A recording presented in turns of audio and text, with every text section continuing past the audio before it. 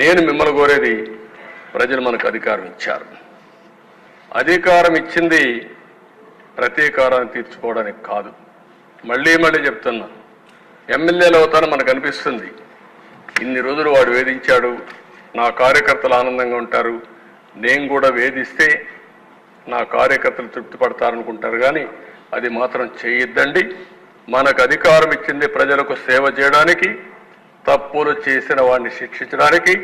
శిక్షించే బాధ్యత ప్రభుత్వాన్ని, సేవ చేసే అవకాశం బాధ్యత మీదిగా తీసుకోవాల్సిందిగా మరొక్కసారి కోరుకుంటూ, ఎక్కడా దీన్ని ఉపేక్షించం. ఒకవేళ కానీ మన వాళ్ళు తప్పు చేసినా ఏమనుకోవద్దని మొన్నైతే పవన్ కళ్యాణ్ గారు చాలా స్పష్టంగా లేఎస్ఎల్ఎస్ పార్టీ మీటింగ్లు చెప్పారు. ఇక్కడ కూడా మొన్న కూడా చెప్పారు. నేను మనస్ఫూర్తిగా అభినందిస్తున్నా. ఆన్ రికార్డ్, ఒకవేళ అలాంటి తప్పు జరిగితే నేను చేసినా మొదట నా మీద యాక్షన్ తీసుకోమని చెప్పిన వ్యక్తి పవన్ కళ్యాణ్ గారు. అది ఆయన యొక్క సిన్సియారిటీ.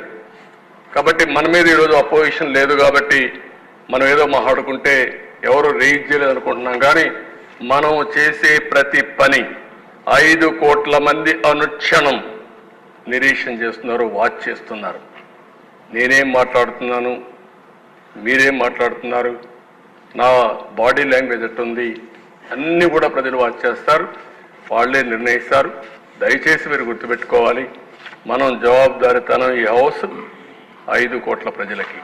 ఇది గుర్తుపెట్టుకోవాలి. అందరం కూడా ఆ బాధ్యత ప్రవర్తించమని మరొకసారి కోరుకుంటూ మరీ కోరుతున్నా, రేపటి నుంచి 0 incidents in Andhra Pradesh from our side. Me side నుంచి ఒక్క ఇష్యూ కూడా జరగకుండా చూసుకునే బాధ్యత మీది. ఎవరైనా కావాలని చేస్తే మాత్రం నిర్మోహమాటంగా ఏం చేయాలో చేసి చూపించే బాధ్యత ప్రభుత్వానికి. అంత ఫర్మ్గా ఉంటామని చెప్పి మరొకసారి తెలియజేసుకుంటూ, అందరూ కూడా సహకరించమని మరొకసారి అందరినీ ప్రార్థిస్తూ